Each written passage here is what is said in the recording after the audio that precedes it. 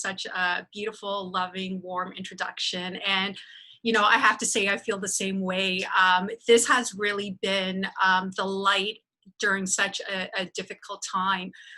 You know, what started off as a couple of webinars just to get our minds going and stay in contact turned into this powerful dentistry academy that created this incredible network of dentists and colleagues, and really creating a network for dentists and recent graduates who just unfortunately may have just finished a little sooner than they had to due to COVID.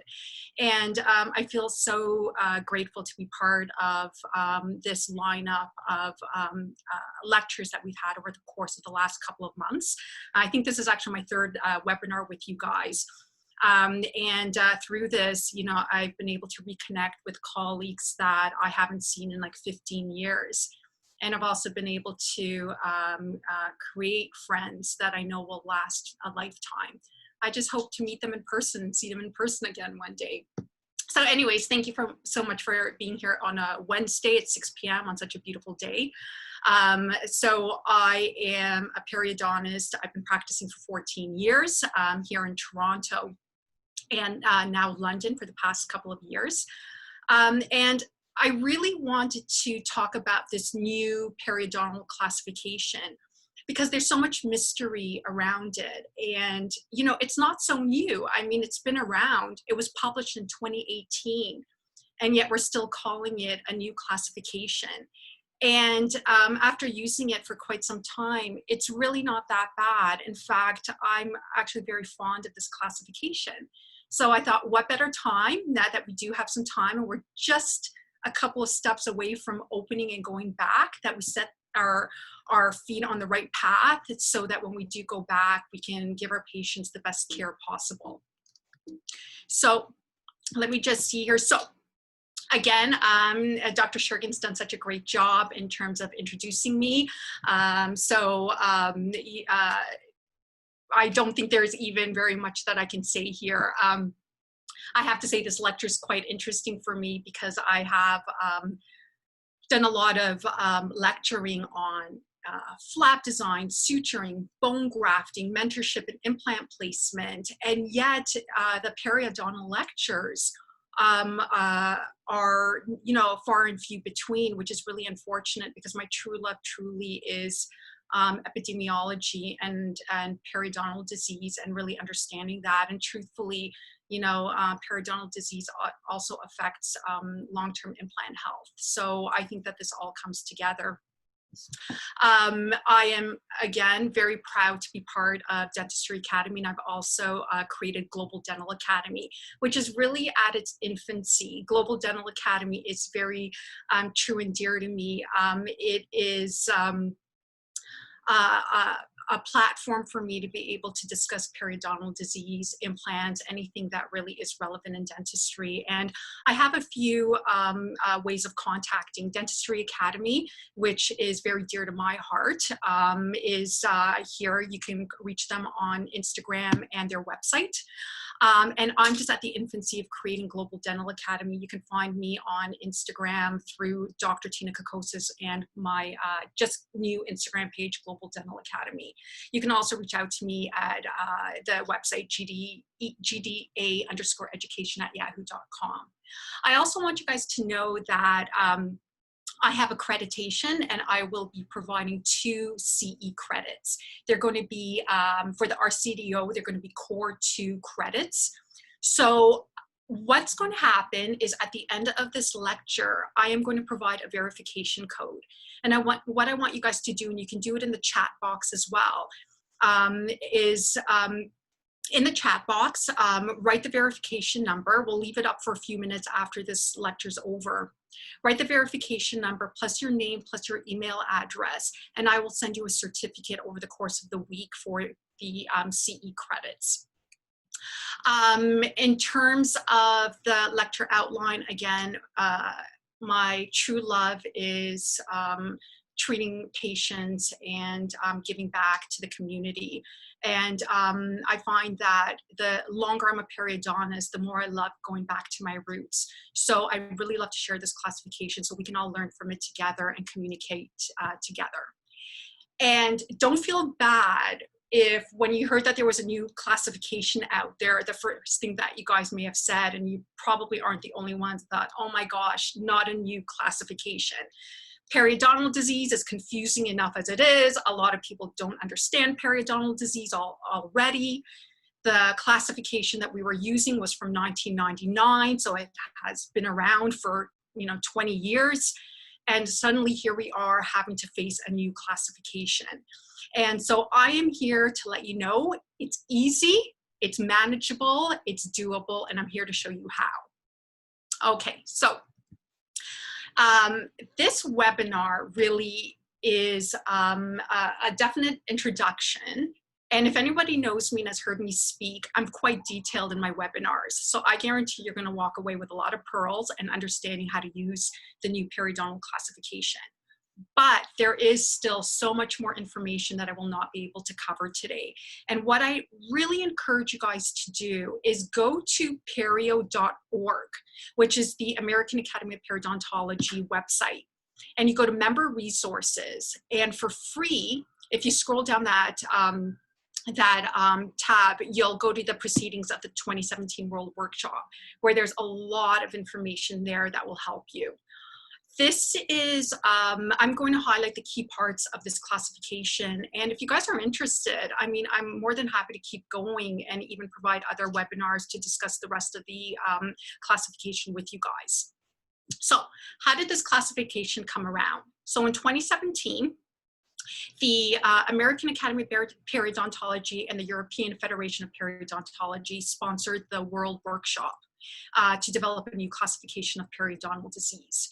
And the reason for the new classification is to align with emerging evidence, the latest evidence that is relevant to periodontal disease since 1999. Also, it created, and what they wanted to do was create an international communication tool, a standardized tool where we as colleagues and we communicate with our patients are able to have a dialogue that's standardized with our patients. And in doing so, we are able to create a patient-specific treatment plan for our patients. So basically what we want to do is just align with the evidence that's present to us today. And so let's compare the classification. So here we have the 1999 classification. And if you can see here, first and foremost in the 1999 classification, there was gingival diseases, which was biofilm or plaque-induced and non-plaque-induced. That remains the same. But in addition to that, the 2017 classification now defines periodontal health and gingival health, which makes complete sense because if we want to understand disease, we also need to understand health. So we now have a new definition of what periodontal health and gingival health really means. Second of all, the 1999 classification had chronic periodontitis and aggressive periodontitis as two separate diseases. So chronic periodontitis in 1999 was classified as slight, moderate, and severe. And it could be localized or generalized depending on whether there were less than 30 sites involved or more than 30 sites involved. And then we also had aggressive periodontitis. Aggressive periodontitis, by nature, just by saying the word aggressive, means it's severe. So there was no mild, moderate, severe with aggressive periodontitis, but it could be categorized as localized and generalized. And in 1999, these were thought to be different diseases because they expressed themselves differently in the mouth. So chronic periodontitis was more a period of breakdown, periodontal breakdown and repair. It wasn't linear, but it was more of a slower progression, where aggressive periodontitis was more of a rapid progression at an earlier onset. For anybody who's been practicing and been in the industry for a long time, such as myself, I remember the classification before 1999 that had aggressive periodontitis as localized or as juvenile periodontitis, which was a prepubertal expression of periodontitis. So at a very early age. And it could be localized or generalized. And localized means it had a molar incisor pattern, which means the breakdown occurred mainly around the molars and the incisors. But what's different with this new periodontal classification is the World Workshop, after looking at all the research, realized that although aggressive and chronic periodontitis express themselves differently clinically, pathophysiologically, they're actually the same disease. So instead of grouping that, or instead of separating them again as chronic and aggressive periodontitis, they're actually just known now as periodontitis. And that is the most, that's the newest, most, I guess, the most relevant part of that new classification that really relates to us on an everyday basis. Then, of course, very similar, we have periodontitis as a manifestation of systemic disease, necrotizing periodontal diseases, abscesses of the periodontium, periodontitis associated with endodontic lesions, and developmental or acquired deformities and conditions. Those relatively stay the same. But another new highlight in the new classification is, finally, a definition of peri-implant disease and conditions. Since 1999, implants are mainstream. Implants are part of our everyday life. We will see implants all the time, and we need to know how to define that in a standardized way. So let's take a look at this. Ultimately, this is what our classification now looks like. And if you actually go onto that perio.org website, these blue links, if you actually link onto them, it will take you to the consensus reports that were developed with the workshop. I'm going to focus mainly on periodontitis today. I am going to talk a little bit about gingival health, because again, in order for us to know disease, we have to understand health. And we're going to touch upon peri-implant diseases and conditions. So this is what happens.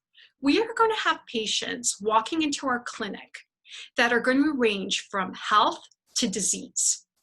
And in order for us to be able to provide the best care we can as dentists, as dental hygienists, as a dental team, we need to look at periodontal disease as a patient-specific disease. And when looking at periodontitis as a patient-specific disease, what we're also going to do is create a personalized risk assessment for our patients to predict future disease before it's even expressed. And in doing so, we will be able to create the proper care for our patients. And that, my friends, is the essence of the new periodontal classification. And I'd like to say we can stop here and end the session, but I have a lot more to say. But ultimately, I want to repeat that again. We need to review periodontal patients and periodontitis as a patient-specific disease. And in doing so, we create a personalized risk assessment for our patients. And we want to try to develop predict the future before we even express further periodontal disease. And in doing so, we will create proper individualized care for our patients. And that is known as precision medicine in dentistry. Okay, very important. That truly, as I said before, is the essence of our new classification. And before we even talk about the classification, I want us all to be on board. Let's talk about what periodontal disease is.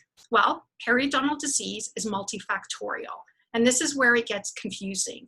A plus B does not equal C. So what that means is we will have people who will express disease very differently in our office. First and foremost, what we know is we need biofilm. We need plaque, okay? Plaque occurs in an organized manner, okay? In doing so, when we do end up having plaque accumulation around our tooth, we will develop gingivitis, okay? Everyone does develop gingivitis. But gingivitis but not everybody goes from gingivitis to periodontal disease. Okay, so it's not linear. And what happens is everybody has a different activated host response to the biofilm. So what ends up happening here is I compare it to a peanut allergy. Why is it that some people will develop a peanut allergy and others can eat peanuts all the time without any allergic response? Why is it that some people can eat burgers every single day? Some people will develop cholesterol even or as an early onset, as an early adult, and some people will not have cardiac issues. I hate to bring up the dreaded COVID, but I will.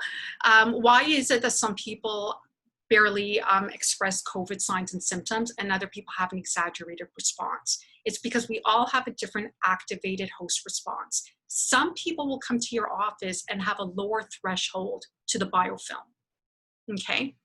Now, to also, to also add on to this are co-determining factors, primarily diabetes and smoking. And what we know is diabetes that's uncontrolled, and I'll define uncontrolled diabetes soon, and smoking, especially patients that smoke 10 cigarettes a day, will actually have more destructive periodontal disease. And they will also express periodontal disease at an early age. But not only that, patients who have these co-determining factors also do not respond that well to therapy, okay, and they will have greater tooth loss. So really, periodontal disease is multifactorial, okay? So again, in order to understand periodontal disease, we need to understand periodontal health. So periodontal health, according to the 2017 workshop, periodontal health is defined as no clinical attachment loss. That makes sense. No radiographic bone loss, makes sense. And bleeding on probing of less than or equal to 10% of sites. So you would think that periodontal health would mean zero bleeding, but that's not necessarily the case because it's very difficult for us to find patients who have 0% bleeding scores, okay? And also, when we do probe, we're not exactly consistent with our probing. There's different operation heavy-handedness maybe that comes with some of the probing. We're supposed to probe at 0.25 newtons or 25 grams, but let's face it, what does that even really mean? So periodontal health is defined as having less than 10% bleeding sites. Gingivitis, okay, is when we have no clinical attachment loss, we have no radiographic bone loss, but we have bleeding on probing of greater or equal to 10%. Okay, and periodontal disease is classified as clinical attachment loss on at least 2 non-adjacent teeth. And when we say 2 non-adjacent teeth, that means that if we had clinical attachment loss on 1/6 distal and 1/7 mesial, okay, those are 2 teeth, but in essence, we consider that the same area. Okay, so it has to be 2 non-adjacent teeth.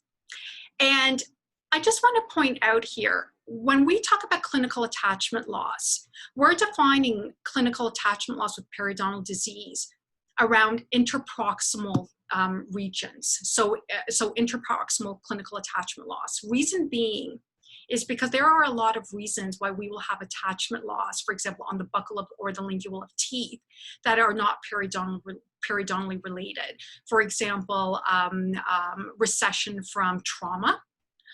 Maybe a crown lengthening was performed. There may have been caries, or even the removal of wisdom teeth. Impacted wisdom teeth will create a bony defect on the distal of the 7s.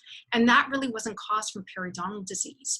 And that is why we actually define it as interproximal clinical attachment loss. And also, if we are going to look at the buccal or lingual surfaces and define that clinical attachment loss as a periodontal disease manifestation, they define the workshop defines it as clinical attachment loss of at least 3 millimeters, okay, with pocketing of 3 millimeters. Okay, so there has to be, for example, recession, and then there should be at least a 3 millimeter pocket in that area to determine that that was a manifestation of periodontal destruction on the buccal or on the lingual. And this is really, I think this is the coolest photo. And just like I said, so we can be on the same page as I'm explaining periodontal disease and the new classification. If you take a look here, this is the tooth. We have the enamel here, we have the root surface here, and we have the CEJ. Our tooth is lined with soft tissue. We have the gingival sulcus. At the base of the gingival sulcus, to where the CEJ is, we have a junctional epithelium. And that is attached to the tooth with a hemidesmosomal attachment. And then right at the juncture of the CEJ, we have the connective tissue attachment. Okay, and I'm just going to take you right here to this little picture here. If you take a look, this is the junctional epithelium that's attached to the tooth. And as we get to the CEJ, we actually only get, we have one terminal cell of the junctional epithelium right at the base where the CEJ is. So we call that the terminal cell of the junctional epithelium. And once that's actually breached, that one terminal cell of the junctional epithelium, once that's breached, okay, that is, and we start getting a clinical attachment loss of that connective tissue at the base, apical to that junctional epithelium, that's when we start developing periodontal disease. That is the point of periodontal disease or clinical attachment loss. So let's go ahead and further look at the definition of periodontitis. So how do we define a periodontal patient clinically? First and foremost, in order to identify a periodontal patient, we need a full set of x-rays. And I would highly encourage periapicals and bite wings. I know that we're taking a lot of panorexes now, but it's very hard to determine and to identify bone loss and bone patterns with a panorex. So I really love having a full set of x-rays, whether they're periapicals and bite wings. We also need full records, including a periodontal charting. And periodontal charting should include probing, bleeding, attachment levels, recession depth, furcations. We should also have a thorough medical assessment of the patient, identify any of those co-determining factors such as smoking and diabetes. And we should also have a dental assessment with the patient as well, including loss of teeth. Have a history of why these patients actually did lose the teeth, or the teeth lost because of periodontal disease. And I'll explain why that's so important soon. Or was it lost due to trauma, due to caries, an unfortunate accident? Then what we have to do is define the type of periodontal disease. Is it periodontitis as a manifestation of systemic disease? Is it necrotizing periodontitis, or is it that new definition, periodontitis? And then if we define the periodontal patient as having periodontitis, what we have to do, as I said just a few minutes ago, is we need to develop a patient-specific disease and create a personalized risk assessment. And the way we do that is by staging and grading our periodontal patient. So let's take a look at the previous 1999 classification one more time. When we looked at the periodontal classification in 1999, periodontal disease was classified by extent, and it was classified as severity. But there were so many pieces of the puzzle that were missing. There were so many things that just weren't fitting together. We weren't predicting the future quite yet. So let's take another look here. Looking at the 1999 classification, this is what our diagnosis used to look like. Localized mild chronic periodontitis. Or maybe we had a patient that had generalized severe chronic periodontitis. Or perhaps we had a patient that had generalized moderate chronic periodontitis with localized severe chronic periodontitis. Okay, and then we also had localized aggressive periodontitis. So what we did was the localized determined the extent, okay, so the number of teeth, less than 30% or greater than 30% of the teeth or the sites affected. Then we talked about the severity. Was it mild, moderate, or was it severe? And then we had our diagnosis, for example, aggressive or chronic periodontitis. But here's the thing. This definition of periodontal disease is one-dimensional. What I mean by that, and what the workshop means by that, is the definition or the diagnosis of periodontal disease only defined periodontal disease as past destruction. It told us nothing about future destruction. So this was what we call, or what they called, I like to say I was part of the workshop, but I was not, what they called these, the 1999 classification was a one-dimensional diagnosis. So what we do now, and what the classification has changed, is we still have extent and severity, but we also now include the rate of progression of periodontal disease. We want to assess the rate of progression. We want to define the complexity of the management. So we want to take into consideration probing depths, horizontal or vertical bone loss, furcations, tooth mobility, missing teeth. These are local factors that will also tell us more about the progression of this individual periodontal disease. Because again, this is a patient-specific disease now that we want to classify. And we want to determine if there are any risk factors. And I just want to start off by saying too that periodontitis is the definition, but that's not a patient-specific, that's not defining the patient in a patient-specific way. So what we do is we take that periodontitis and now start to define it further so we can better determine the progression of periodontal disease on a patient.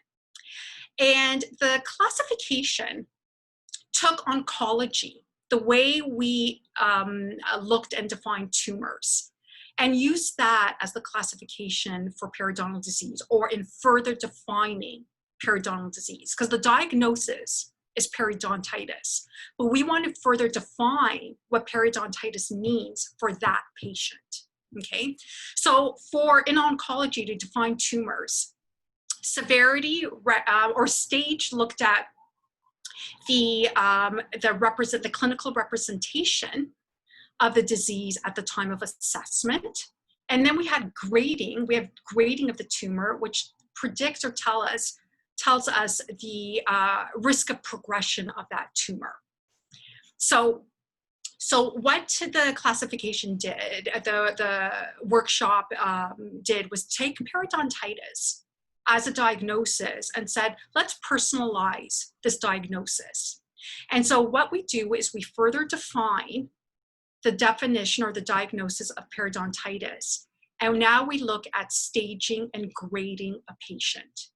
And staging will look at the severity of the clinical presentation of the disease. It looks at complexity and the extent and distribution. And grading looks at the rate of progression. We consider modifiers. And again, we want to see if there's any risk of further progression. And again, these help us define the diagnosis of periodontitis for that patient. So if you go to perio.org, which I mentioned earlier on, earlier on in the website, or just email me and I will give you guys these charts. They were created by the World Workshop, and what they do are they are clinical tools that help us to further define staging and grading for our periodontitis patient. And it looks really scary. Quite honestly, when I saw these charts initially, I was a little intimidated by it. And this is also, I think, why a lot of us are not using that classification as often as we should, because we don't quite understand the staging and grading. So let's look at this together. When we look at staging a patient, there are 4 stages. There's stage 1, which is what used to be known as mild periodontitis. We have stage 2, which used to be known as moderate periodontitis. And then we have stage 3 and stage 4, which are similar until we get down to the bottom, and this is severe periodontitis.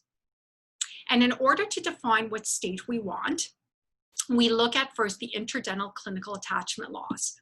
And the beautiful thing is we don't have to look at every tooth that has clinical attachment loss to determine if it's stage 1, stage 2, stage 3, stage 4.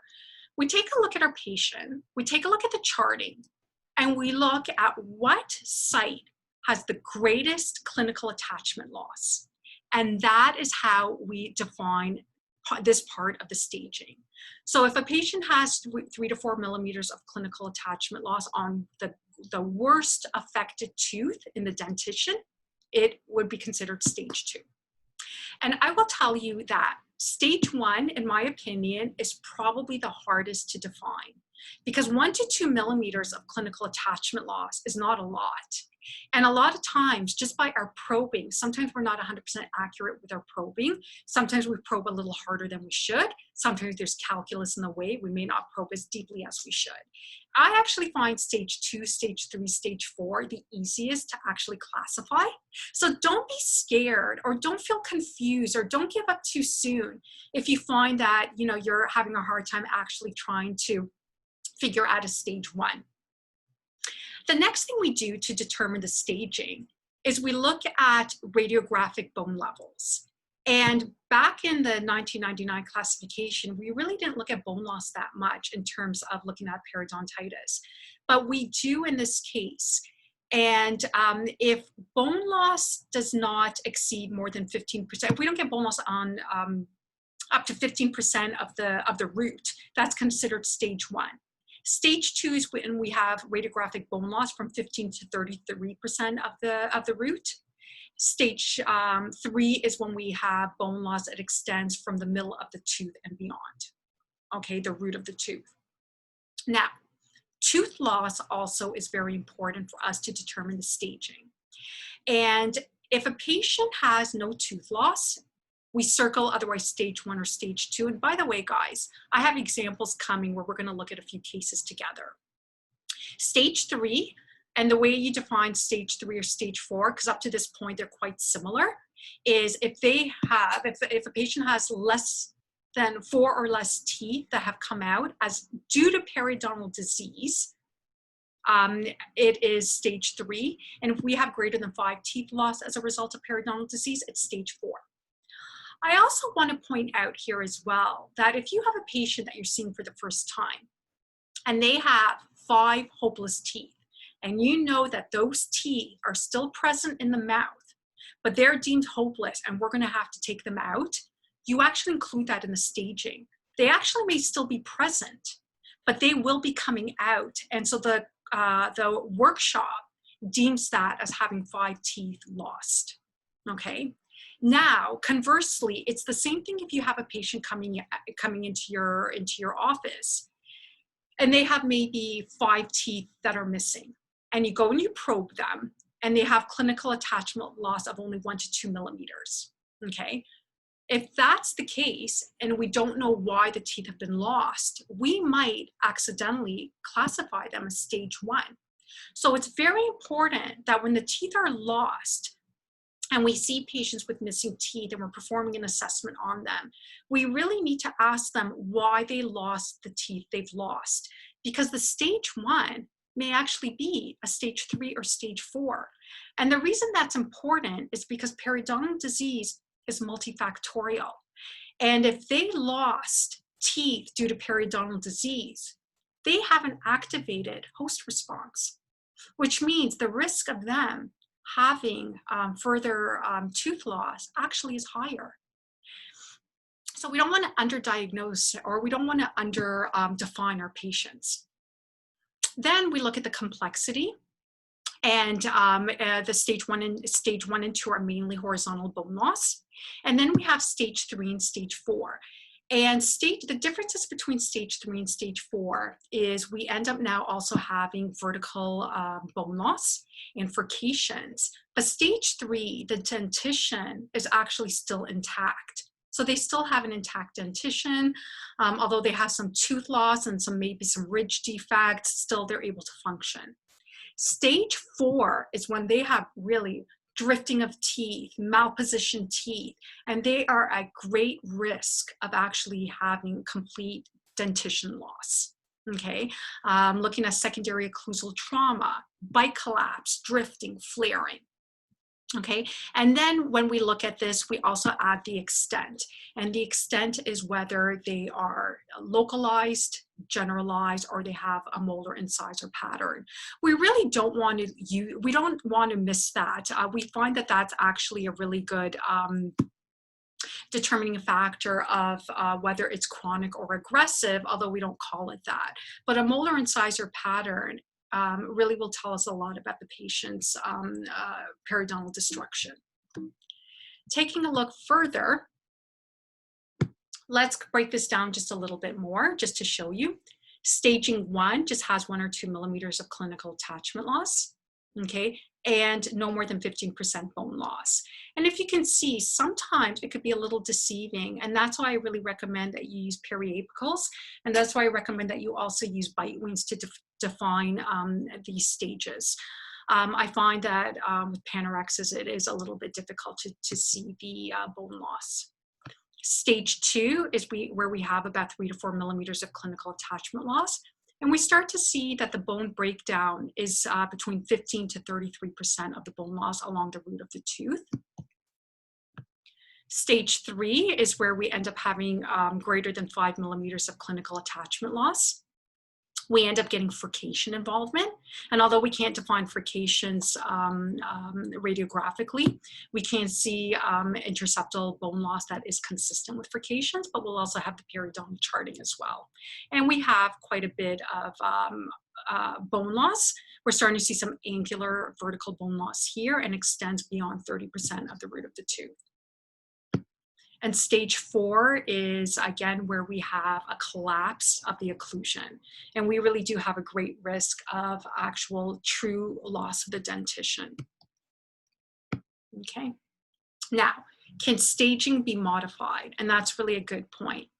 If a periodontitis patient is staged at a certain degree, even after treatment, their staging will always stay the same. Because even with periodontal treatment, such as open flap debridement, okay, periodontal surgery, they still have that clinical attachment loss and they still have that bone loss.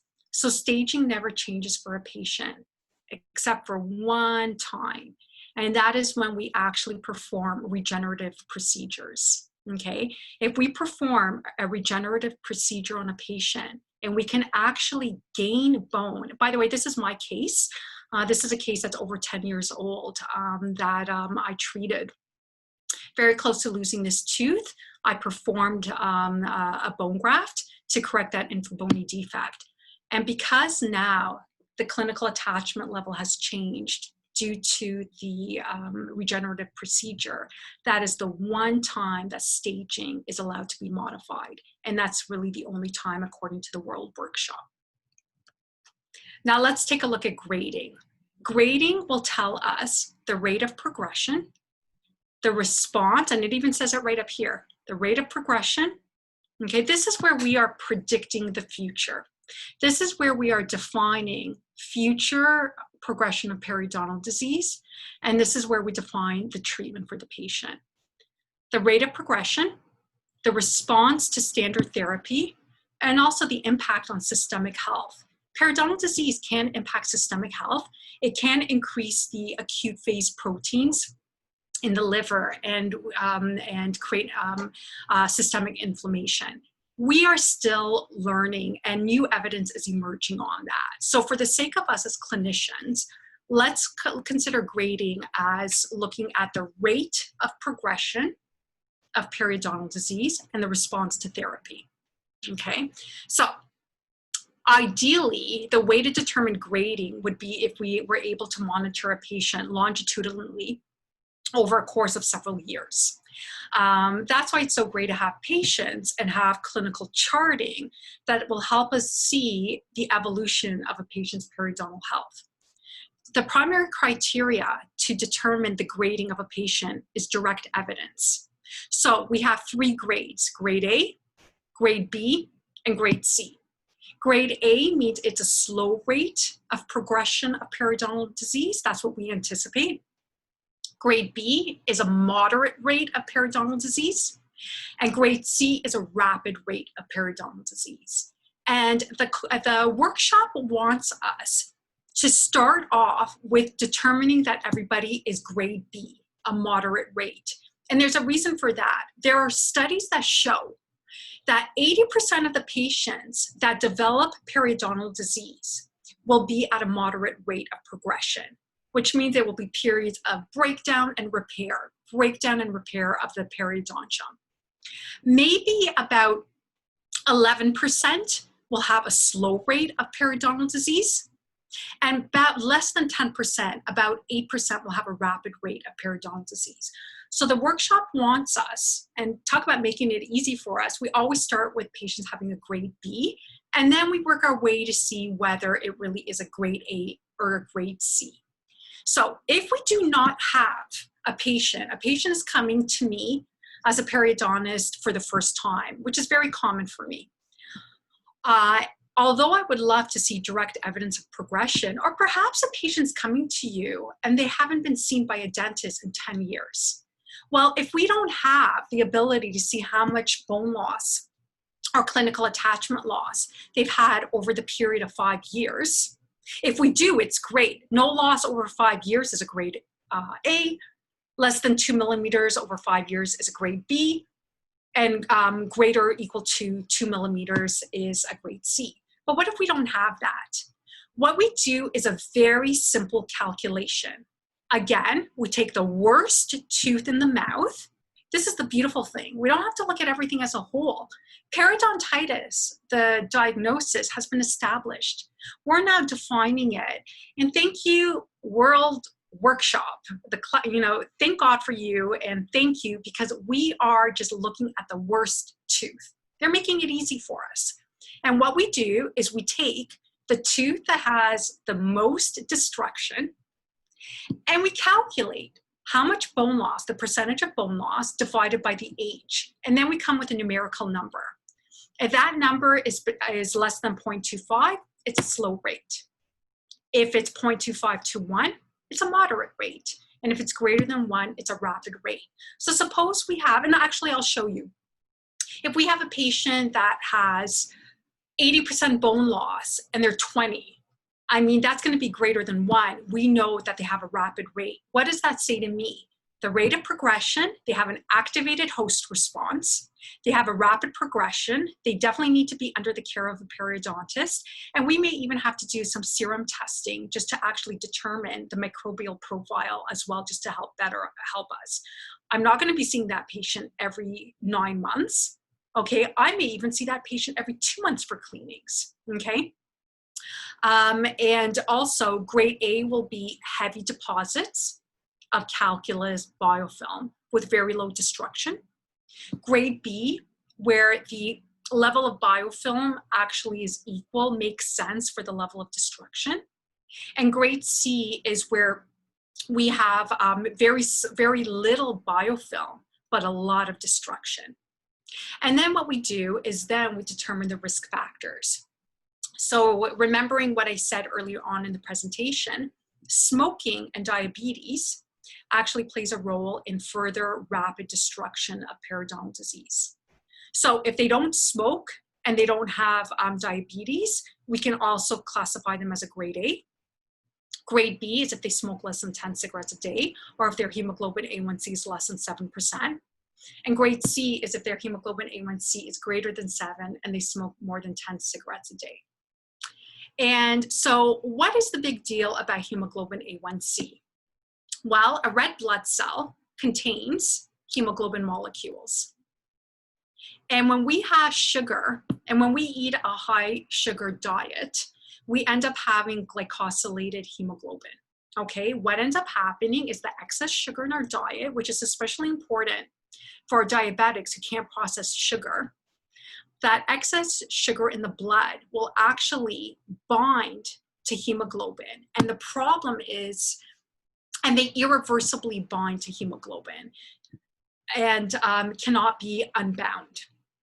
The lifespan of a red blood cell is about 120 days. And so these sugar molecules will attach to hemoglobin within a red blood cell for 120 days. And there are two general ways of determining the blood sugar level of a diabetic. One is the home daily tests, and one is a hemoglobin A1c test. And a hemoglobin A1c test is measuring the glycated or the sugared hemoglobin on a red blood cell. And in doing so, when you have patients who are monitoring their blood sugar at home, if they had a high sugar diet, they can always fast the next day or for a week, and then maybe they'll have another high sugar diet and then fast. So the thing is, there's a bit of cheating, and I say that reluctantly, but their hemoglobin or their regular daily blood sugar levels will fluctuate, and it can be modified depending on the diet. But a hemoglobin A1c test can never be modified, because once a high sugar diet is eaten, and the sugar molecules actually bind to the hemoglobin, they're irreversible. And that way, that gives us a more accurate prediction of the stability and the blood sugar level in a patient. And hemoglobin or diabetes, let me just go back. In the hemoglobin A1c, we measure in a percentage. If a hemoglobin A1c level is less than 7%, they have good control. If a hemoglobin A1c level is about 7-ish, 7.4, 7.6, got to be careful, okay? It's getting a little high. We're talking about some systemic risk, cardiovascular health, but in terms of periodontal disease, periodontal destruction. And poor control is more than 8. And so when a patient has a diabetes, the first thing I will ask them is, what is your hemoglobin A1c level? And that should be taken about every 3-4 months. And it's very standard that a patient who has diabetes will have a hemoglobin A1c level checked about every 3 months. And patients love it when you ask them what their hemoglobin A1c level is, because they're now a person. They're not just a mouth, and you care about them, and you can have a conversation about what a hemoglobin A1c level means in terms of periodontal destruction. And back to what I was saying a little while ago, a hemoglobin A1c level, or a patient who has uncontrolled diabetes, will have rapid or a greater periodontal destruction. They will have a poor response to therapy and greater tooth loss. So always ask the hemoglobin A1c level. In terms of smoking, patients, smoking is dose dependent. It has been shown that there's a correlation between smoking and severity of periodontal disease, and the number really is 10 cigarettes per day. So I really do like to ask how long they've been smoking and how many cigarettes they smoke per day. And studies actually show that if you smoke 10 cigarettes a day for just only 2 years, you will start to show periodontal destruction. And there is a local and a systemic effect of smoking on periodontal health. First of all, it changes the microbial profile from an aerobic to an anaerobic. And also you will end up having an upregulated inflammatory response. And that's the reason why we consider smoking and diabetes as risk factors. So again, the consideration for staging and grading is we use the worst affected tooth. And my friends, we have to know too that we have to use clinical judgment. I know that sometimes we might teeter between maybe wanting to call it a stage 2 or stage 3 or a grade A or grade B. We also want to use clinical judgment, and we want to be able to clearly in our heads be able to explain that clinical judgment. And again, staging and grading do not help create a diagnosis. The diagnosis of periodontitis has already been made. We consider staging and grading as guiding stars to better define that patient, to create a personalized risk assessment and more defined personalized treatment for the patient. So let's take a look here. I'm going to give you guys a few examples here.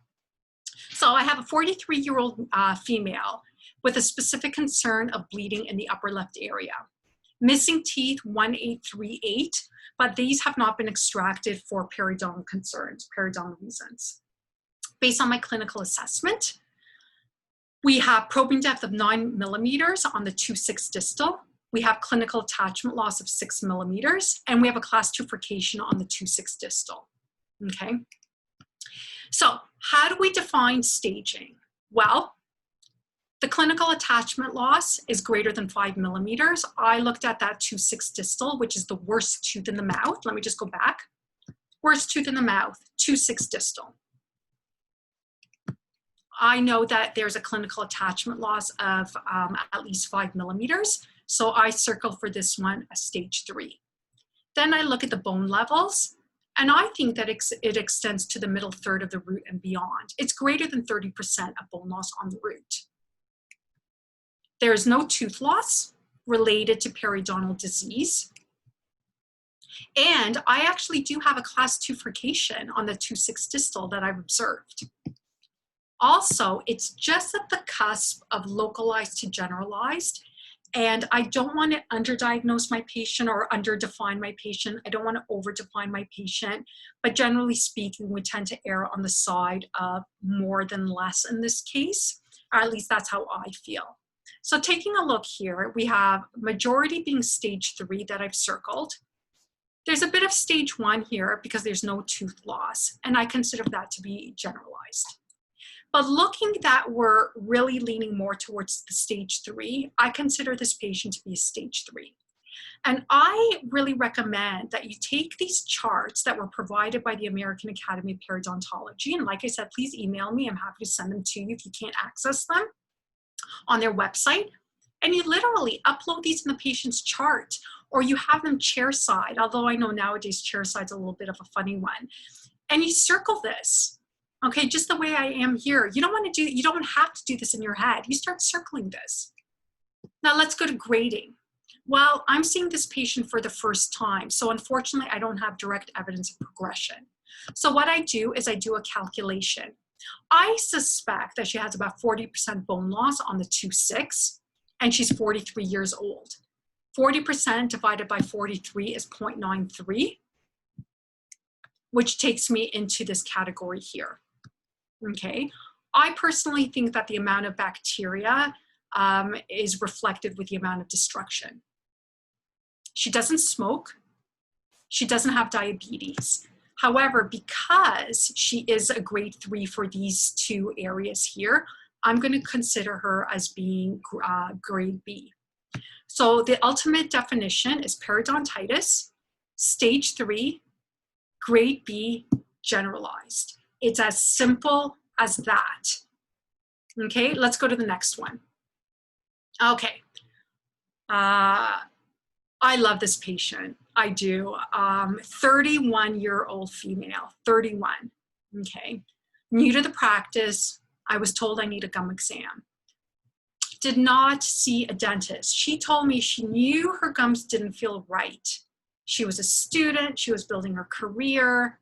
Just couldn't quite get around to seeing the dentist. She now has insurance. She now feels a bit stable in her job. She knew she wanted to see a periodontist. Something doesn't feel right. Okay. We review the medical history as well, non-contributory, non-smoker, non-diabetic. We define her based on her level of clinical attachment loss. We have at least clinical attachment loss on 2 non-adjacent teeth. I define her as periodontitis. Now let's stage and grade her. Well, when I take a look, and by the way, I'm sorry guys, with COVID, I didn't have access to all the x-rays, but I do have a full set of x-rays. But I wanted to isolate here too, that I have the greatest destruction, again, on 2.6 on the mesial.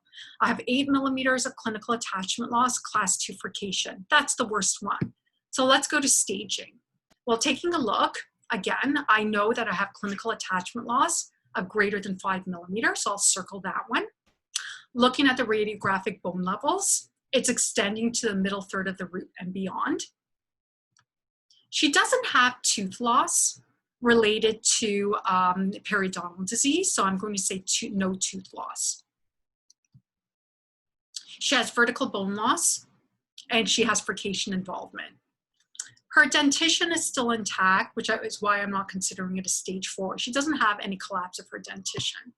So and she is generalized, okay? More than 30% of the teeth are involved. So I look at this and I'm going to classify her as a stage 3. Easy as that. Now I go to the grading. Well, when I take a look at that too, there's 60% bone loss on the 2-6, and she's 31 years old. I do not have any direct evidence of progression. Okay, although I have to say I would love to have seen that on this patient. So 1.9 is greater than 1, so I'm going to stage her as a grade C, rapid. Destruction, I will say, does measure. She had quite a bit of biofilm, and I do think it's consistent with the level of destruction. Non-smoker, non-diabetic. But, so look, we're all over the map. We have a bit of grade C, we have a bit of grade B, we have a bit of grade A, but we always err on the side of the most advanced rating. In this case, it's grade C. So how am I going to classify her? Periodontitis, that's generalized. Staging is 3 with a grade C. Let's go to the third one. 60-year-old female, history of periodontal disease. She knows she has periodontal disease. No surgery. She's been maintained. She moved from a different province. At this point, I was not able to get any other measurements, although from the previous periodontist, although I would like to see those. She's a type 1 diabetic with a hemoglobin A1c of 7.9. Not very stable. She's aware she's not stable. Smoker, 1 pack a day for the last 30 years. And if we take a look, we do have some bite collapse here.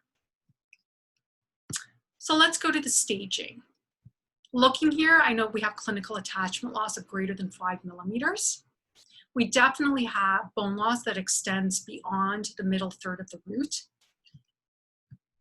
She actually has lost teeth from periodontal disease of more than 5.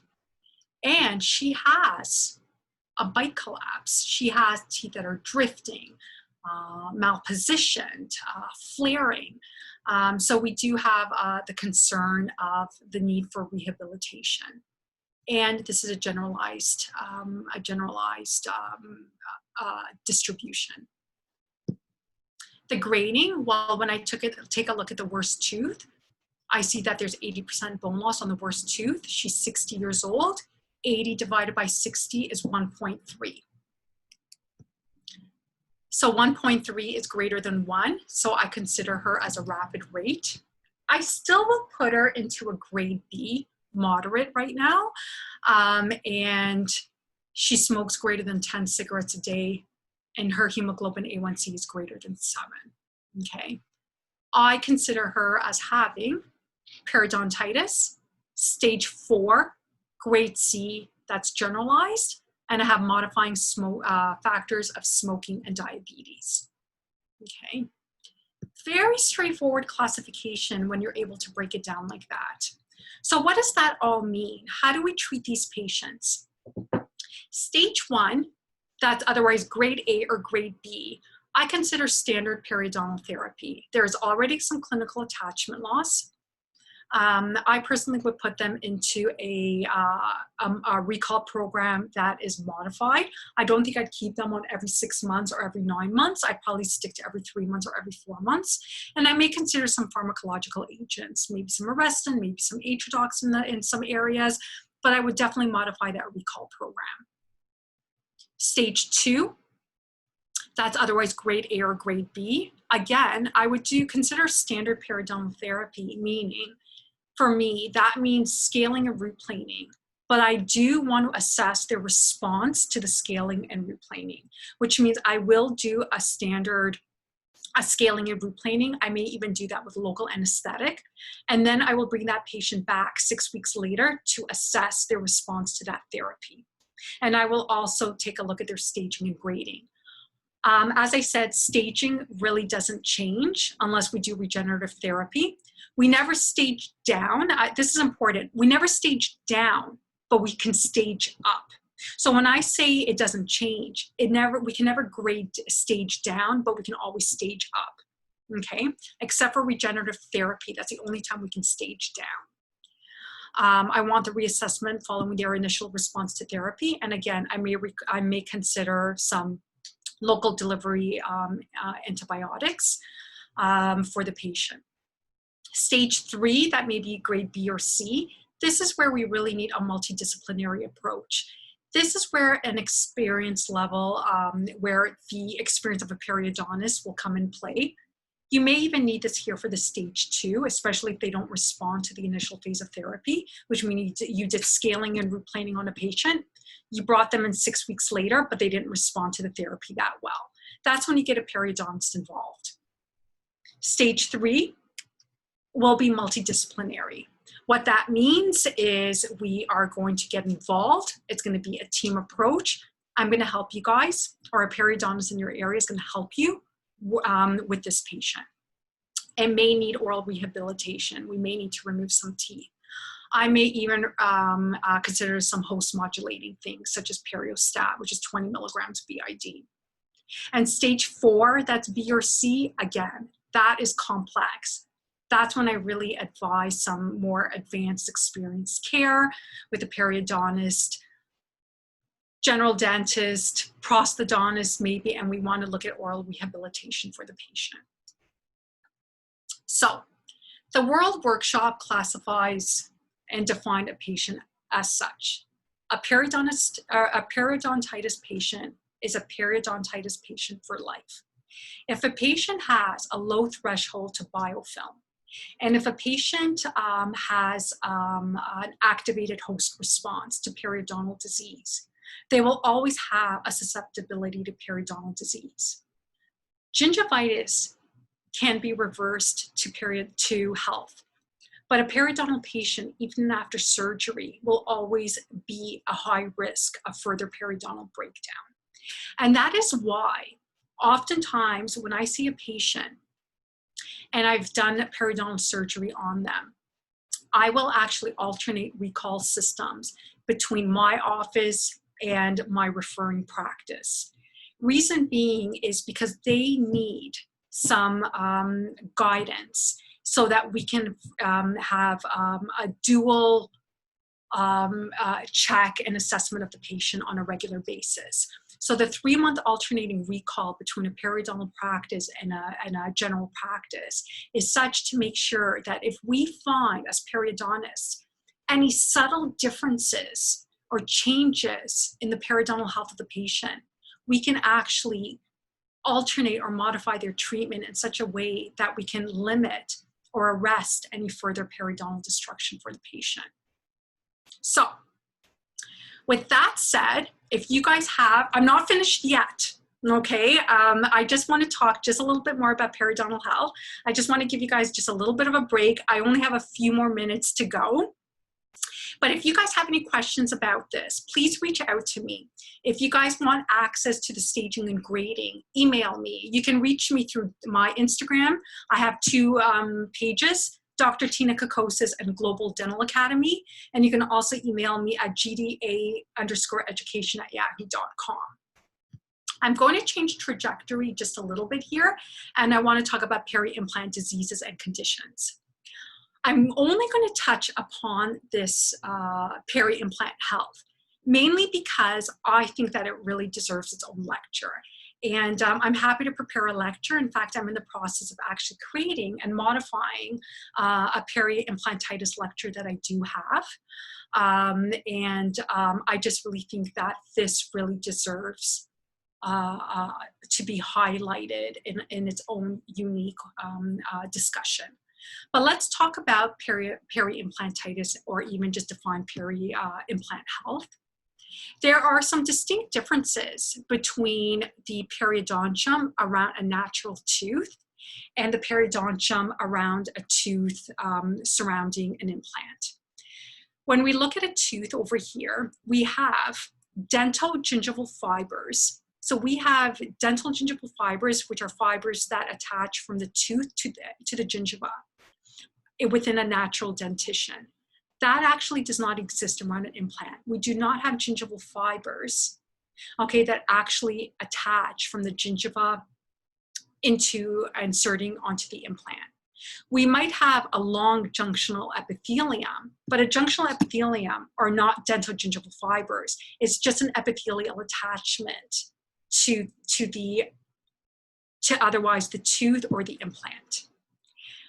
Those distinct differences are important because when you actually try to probe an implant here, what you will find is the probe will have less resistance, and it will also have a deeper probing depth. And we need to define whether that's okay, whether a deeper probing depth is acceptable or not. Another concern, or not concern, but observation, is implants are inserted at different levels. So we may have an implant that's submerged more and may have a deeper pocket. We might have one that's submerged not as much, but still deep. And then we might have one that's submerged a little more supercrustally. So unlike a natural dentition, a probing depth around an implant that's a little deeper is not always necessarily a signal of periodontal destruction. So the World Workshop defined peri-implant conditions as four main subheadings: Peri-Implant Health, Peri-Implant Mucositis, Peri-Implantitis, or soft and hard tissue deficiencies. I'm going to touch upon Peri-Implant Health, Peri-Implant Mucositis, and Peri-Implantitis right now. So I should have created a poll, but I did not. But to probe or not to probe, that is the question. How many times have we sat around debating whether we should probe an implant or not probe an implant? Okay, I just want you guys to think about. Sorry to interrupt. Do you want me to create a poll for you real quick? Yeah, let's do a probe for about 15 seconds. How many think we should probe and how many think we shouldn't probe an implant? Okay, so the question should be, how do you think we should probe the implant, yes or no, right? Yes, please. Perfect.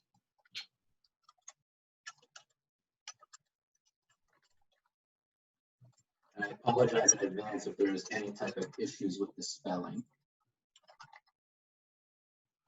So the question asks, do you think we should probe an implant, yes or no? Are we okay with that? Perfect. And I can't see the poll, so you let me know. Absolutely. Thank you.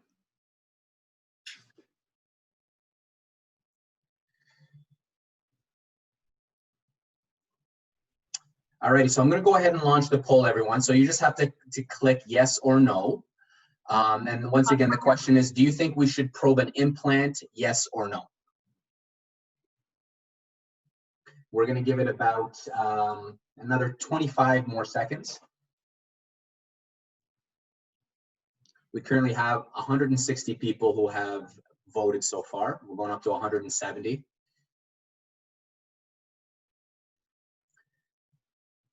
All right, we'll give 10 more seconds here. 5, 4, 3, 2, and we'll go ahead and end the poll, and we're going to show the results, and we'll share it with everybody. So the results show that 82%, or 151 of our participants, have said that yes, they should be probing an implant. Yay, I love it. That's great. And I have to tell you, that is one of the greatest debates in our dental profession when it comes to implants. Because I'm going to be honest with you, I didn't know the answer. I truly did not know the answer. I liked probing. Then I was criticized for probing. Then maybe I wasn't criticized for probing. And the reality is we didn't quite really know. So there is a resounding, you know what, let me just close that. I actually see the poll. Yeah, so the answer is yes, we should probe. We do want to probe with a plastic probe, not a metal probe, to not create any damage to the structures of the implant. The question though here too is, what else do we need in terms of probing? When we determine the health of an implant, we should include probing, and also we should include visual inspection and digital palpation of the implant. So when to probe an implant? Following the delivery of the crown, ideally at some point, you should probe the implant to consider and establish a baseline probing depth. Now, so I'm lecturing based on the workshop. okay, not based on my personal opinion. I didn't quite see when, after the delivery of a prosthesis, the workshop recommended probing. I would probably say at least maybe 6 to 8 weeks after that to develop the junctional epithelium attachment on the crown. But I really do think that a baseline probing should be established, okay? We also would like to have a radiograph at the time of the prosthetic delivery. And after a certain loading period, which wasn't well defined, but I like a loading period of 3 months, 6 months, and then a year, we do recommend radiographs and probing depths, okay? And if a patient is new to your office, what we recommend is establish baseline probing depths. It would be nice if a patient's new to your office to see if you can reach out to the dentist or specialist to place the implant so you can get some baseline information at the time of the prosthesis delivery. Peri-Implant Health is evaluated by visual inspection. First, you want to see if the tissue is pink. You want to also do some digital palpation, check for firmness, and you want to make sure that it's not swollen. You don't want to see any erythema around it, any bulbous tissue, any swelling. When you do probe, sometimes you might get pinpoint. You might get pinpoint probing, bleeding on probing. But if you see here, the workshop defines it as lack of profuse bleeding on probing. Because again, just the same as gingival health, the reality is it's unrealistic to actually expect that we're gonna have no bleeding on probing. What we want though is we might get little pinpoint bleeding on probing, but we don't want that profuse bleeding on probing. We also want to make sure we don't have we want an absence of bone loss with time. We do know that there might be some bone remodeling, but the probing depth should have less than 5 millimeters, or the probing depth should be less than 5 millimeters ideally. Although, as I said, sometimes it's hard to define a true healthy probing depth measurement around an implant. Ideally, we want it to be 5 millimeters or less, and especially because a pocket that's beyond 5 millimeters really is anaerobic in nature and really will have a developmental of more anaerobic bacteria. And we want to make sure that there's no changes in probing depths over time. Peri-implant mucositis, I would compare that to gingivitis in a healthy dentition. Peri-implant mucositis is essentially gingivitis around an implant. Visual inspection, we could have signs of inflammation, erythema, swelling, redness. Patients will complain of soreness. There could be bleeding on probing, and we might have some exudate. We might have some suppuration with the bleeding on the probing. As you can see here, we've got that bulbous, glossy, erythematous nature bleeding on probing. But we will have absence of bone loss after the initial remodeling. And the nice thing is we might have an increase in probing depth. And a lot of that also comes from the swelling of the tissue. But we really, with peri-implant mucositis, just like gingivitis around a tooth, we will not have bone loss around this implant. Peri-implantitis is periodontal disease around an implant. And that is defined as signs of inflammation, redness, swelling, softness of the tissue, soreness. Patients will complain of soreness. There could be and probably is bleeding on probing and some exudate. And we will see in this case progressive bone loss. Okay, now patients who have a history of severe periodontal disease that get implants actually have a higher risk of peri-implantitis. And that is why it is so crucial before we put an implant into an edentulous site, an edentulous patient, in a patient who has multiple teeth missing. We need to start asking patients, and I bet you guys already do this. We need to ask our patients why they lost those teeth in the first place, okay? And I've provided for you guys a little checklist, and you can modify this. You can take a screenshot. I'm happy to provide the PDF file for you guys. But you can actually take this or create your own chart and actually do a chair-side checklist. So I had the sweetest dentist who connected with me on Instagram.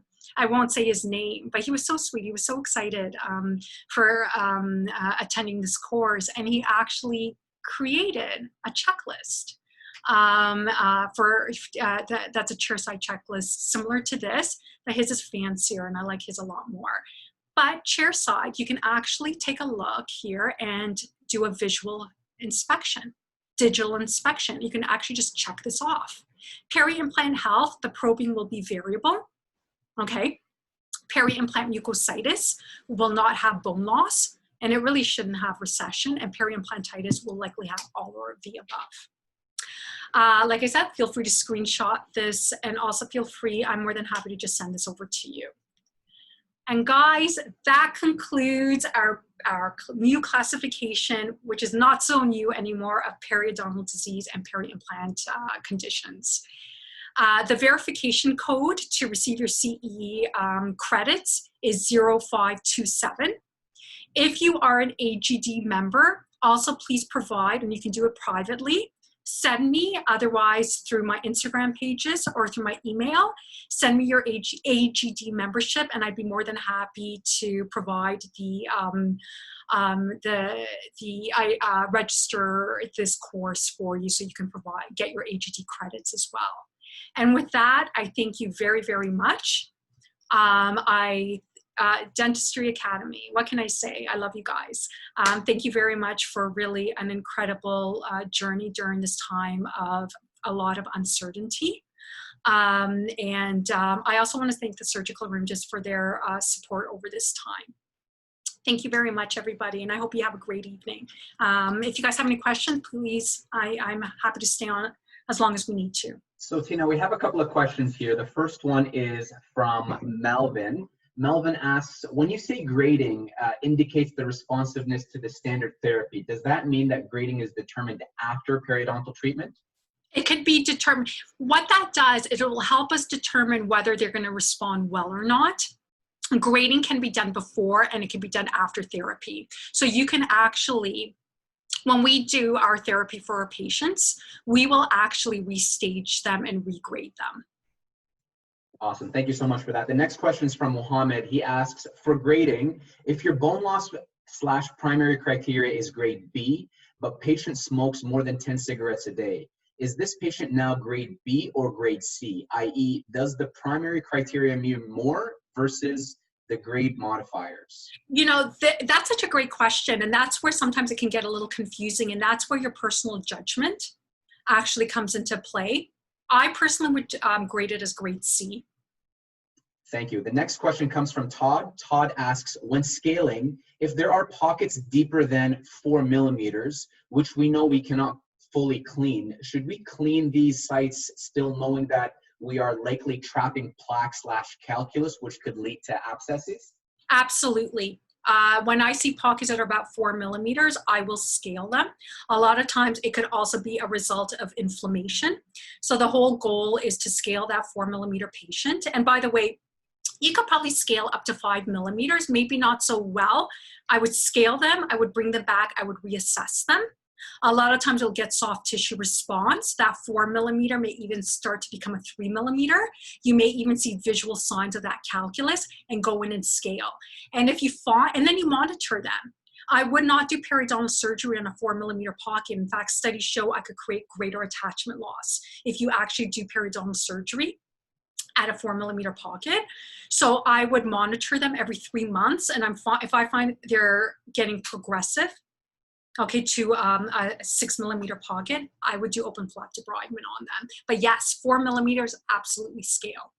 Awesome. Local anesthetic, by the way, might be helpful maybe for some patients. Awesome. Thank you so much for that. I believe that is all the questions that we have for today. Just a couple of quick reminders. So tomorrow at 6 p.m., the same time as tonight, we have Dr. Nahid Mohammed, who will be lecturing on minimally invasive soft tissue grafting techniques for teeth and implants. So make sure that you all tune in tomorrow. And also tomorrow morning, starting at 11 a.m., we have Dr. Jake Carrier, who will be talking to us about the new dentist journey to practice ownership, followed by Dr. Michael Rondinelli, who will be talking about leadership, growth, and financial success. Make sure that you tune in. dtacademy.ca. And for tomorrow morning's sessions, as always, the password is track20. That's all caps. And for the evening session, there will be no password to that one. So make sure that you sign up early. And then we will be concluding the Dental Fast Track series with the one and only Dr. Mian Kwek, who will be talking about rethinking success and now mindset for dentistry. And that will be on Friday at 12 p.m. Make sure you tune in. Thank you so much, Tina. That was an absolutely lovely lecture. And once again, you make it seem so easy, no matter how complicated it is. Well, thank you so much. You know, I hope I was able to provide some, I guess, level of ease in a schedule that kind of feel very daunting. I'm just wondering, should we keep this open just for a few more minutes just to make sure that everybody's actually gotten their emails up? Is that something that... Yeah, so yeah, what we can do is make sure that you type in the AGD verification code and your email address if you haven't done so already. Once again, the code is 0527, and we'll need your full name and your email address. And if you haven't done so, please, as a reminder, to do so, just for CE verification purposes. All right, and we'll leave it on for about another minute or so, just to make sure if anybody hasn't done so yet to type their information in.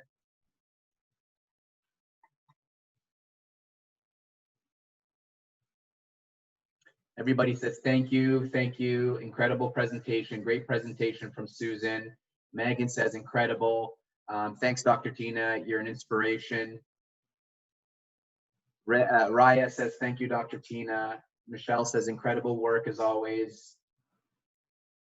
Well, you know what? I feed off of good people, right? Awesome. This is really good, and thank you for that. Honestly, you made it seem so easy. All righty, so we'll be practicing it together, right? Yeah, absolutely. We'll give it a couple more seconds. And I see Lisa here saying thank you so much for a great one. Thank you, Dr. Kokisis from Marcella. Jenny says thank you. Yeah, and if you guys want slides, I see a few people asking me for the slides. Do me a favor, just email me at gda_education@yahoo.com. And I'm more than happy to provide these slides. By the way, we can upload them on Dentistry Academy as well. We're doing that, right? You got it. This presentation will be uploaded on our Dentistry Academy YouTube page, so make sure you subscribe. And it should be uploaded, whether it's probably tomorrow or Friday at the latest. Great. Awesome. Perfect. I think that is it. I think we're good there. Firas says, thanks, Tina. Great presentation. Wow.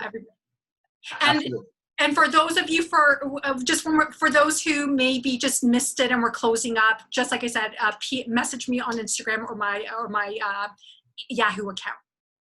You got it. Yeah, there's still a couple more coming in from Kateri, a couple of other individuals just typing in their information. So, and if we missed it, can you just say the email address one more time, Dr. Tina, before we go ahead and close off the room? Absolutely. So it's gda_education@yahoo.com. Awesome. Thank you so much. And you can also, Go ahead. Never mind. Awesome. I was going to say they can also email you, but then you know what? It's probably better that it's one source. I'd say about that. Yeah. Awesome. Perfect. Well, thank you guys so much for attending today's or this evening session. Have a great day. Stay safe, and we look forward to seeing you all tomorrow. Thank you so much, Tina. Thank you, guys.